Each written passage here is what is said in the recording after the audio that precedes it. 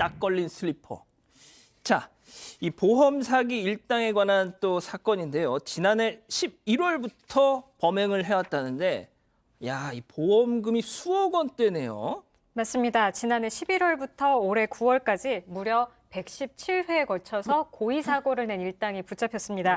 이 부산, 서울, 광주, 대구 등 전국의 대도시 주요 교차로를 통과하는 차량을 진로를 변경하는 법규 위반 차량만 골라서 고의로 들이받는 수법입니다. 이렇게 챙긴 합의금과 수리비가 5억 원이 넘습니다. 주범은 4명인데 공범은 64명이나 됩니다. 그렇군요. 자, 그러면 여기서 사고 당시 이 보험 사기 피해자들의 얘기 한번 듣고 오시죠.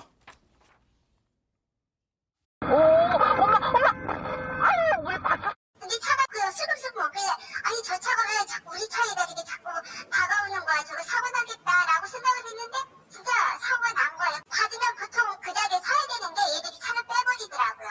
기부수를 하고 있더라고요. 나 이상하다 했어요.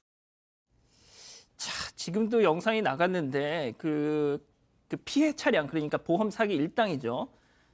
젊은 20대들이었고 차 문이 열림과 동시에 그 안에서 우르르 쏟아져 나왔습니다, 교수님. 네, 뭐 사전에 미리 이제 이런 사고가 날 것을 예상하고 문제는 이들이 무슨 한 가족이나 이랬던 게 아니고요. 결국 온라인에서 이제 모집한 공범들이었다. 이 대목에서 이게 굉장히 진화된 범죄 수법이다 이렇게 생각이 드는 게 공범들을 거의 무차별적으로 모집을 했고 아까 이제 말씀하신 것처럼 기자님이 64명에 달하는 공범들이 지금 이 사건을 저지른 거고요. 예. 적게는 한 건당 10만 원, 많게는 30만 원 정도를 받기로 하고 지금 여기에 이제 그 참여를 했고요. 뭐 그 제안을 할 때 편법으로 돈을 좀 많이 벌겠느냐 아니면 합법으로 조금 벌겠느냐 하는 제안을 하면서 이제 모집을 했다고 합니다. 예.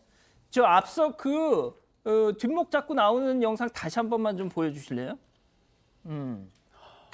자, 이제 사고 딱 부딪혔습니다. 저 앞에 하얀색 차량에서 내리는 운전자 한번 보십시오. 저희가 블러를 쳤는데 아유 하면서 막 허리 잡고 뭐 뒷목 잡고 지금 나오고 있어요. 차 어디 부딪힌 거야 하면서 지금 보고 있는데 자, 차 안에서 막 사람들이 우르르 쏟아져 나오죠. 양 변호사님. 자, 이런 공범들 모집할 때 무슨 은어를 쓴다고요? 디귿 키역 뭐의 앞에 글자일까요? 여기 뒤쿵이라고 합니다. 뒤쿵. 예, 저렇게 이제 차량이 들이받친다라는 뜻에서 뒤쿵이고요. 영어로 DK라고 적기도 하는데요. 저는 모집 공고라고 해야 될까요? 저기 보면 디귿 키역만 눈에 띄는 게 아니라 공격, 수비로 또 나뉘어서 모으기도 하고 둘 다 할 수 있다는 쪽도 있는 걸 봐서 들이받치기도 하고 들이받기도 하고 이런 모양입니다.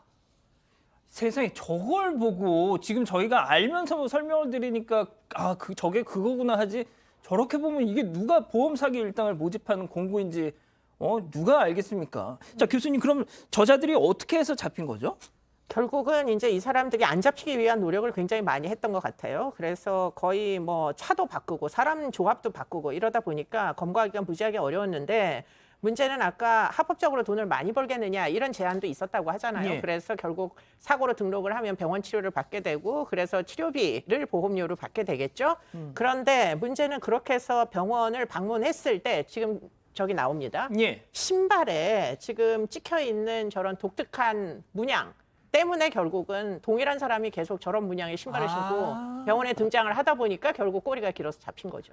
아하, 저 왜 꼭 저 똑같은 슬리퍼만 신고 있었을까? 거기서 의심이 시작된 거였군요. 야, 진짜. 아니, 손 변호사님, 그러면은 지금 뭐 5억인가 타냈다는데 그렇게 해서 돈을 뭐 기부를 하거나 그러진 않았을 거 아니에요, 또? 그렇습니다. 이번에 구속된 게 주범 4명인데 그 4명 중에 2명은요. 인터넷 도박 빚 때문에 이런 범행을 했대요. 그래서 이런 범죄 수익을 일부는 이제 빚을 갚는 데 쓰고요. 또 다시 또 도박에 썼답니다. 그리고 다른 2명은 유흥비로 다 탕진했다고 하네요. 그런데 또 이자들이 재력가 행세를 했다 이런 얘기도 있습니다. 그렇습니다. 조금 전에 말씀드린 그 유흥비로 탕진한 그 4명 중에 2명은요.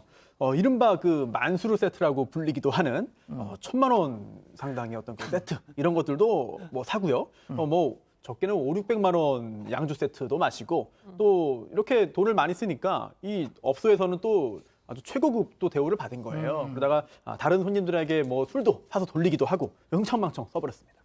자, 뭐 처음 이 만수르 세트 이게 나온 게 버닝썬에서 나왔던 거잖아요. 근데 지금 뭐 저자들이 얘기하는 만수르 세트 뭐 1,000만 원 당연히 큰 돈이죠. 근데 버닝썬에서 나왔을 때 양 변호사님 그 세트는 1억 원이었잖아요. 그러게요. 약간 저렴한 세트 같은데 아니 1,000만 원이 저렴해요. 아니 그러니까 그건- 1억 원 예. 세트에 비하면 그건 아니고, 그러니까 그때도 정상적인 어떤 뭐 수입, 어떤 일을 하는 사람들이 저런 것을 마실 수가 있을까라는 의문들이 당연히 가졌었잖아요. 당연하죠. 그러니까 이런 상황에서 보면 그렇지 않다라고 하는 게 사실 단적으로 드러날 수 있는 거고요. 실제로 그런 유혹 때문에, 그러니까 쉽게 벌어서 쉽게 쓴다는 유혹 때문에 젊은 층들이 이런 쪽에 관심을 가지는 사람들이 꽤 늘고 있다고 합니다. 지난해 자동차 보험 사기로 지난해 적발된 것만 3,830억이었다고 합니다. 아이고. 그러니까 전체 보험 사기 금액에서도 한 42%가 넘게 이 자동차 보험 사기가 차지하고 있다니까 진짜 이 정도면 사회 문제 아닐까요? 예. 예. 손 변호사님 짧게 부탁드릴게요. 진짜 외제차를 타고 있다. 그리고 또 사고 그 피해 차량에서 안에서 젊은 사람들이 우르르 쏟아져 나온다. 이러면은 조금 의심을 해봐야 되는 것 같아요, 이제. 그렇죠. 그런 경우가 전부 다 뭐 범죄거나 보험 사기는 아니겠습니다만 아무래도 뭔가 좀 이상한 느낌이 들잖아요. 그럴 때는 정말 정식으로 처리하는 게 최고입니다. 그리고 보험사에서도 이제는 이런 일이 워낙 많다 보니까 그러니까요. 그냥 넘어가지 않고 다 조치를 하거든요. 뭐 돈을 아주 쉽게 범죄를 통해서 벌 수 있다고 생각을 하지만 결국은 전과가 추가될 뿐입니다. 예, 알겠습니다.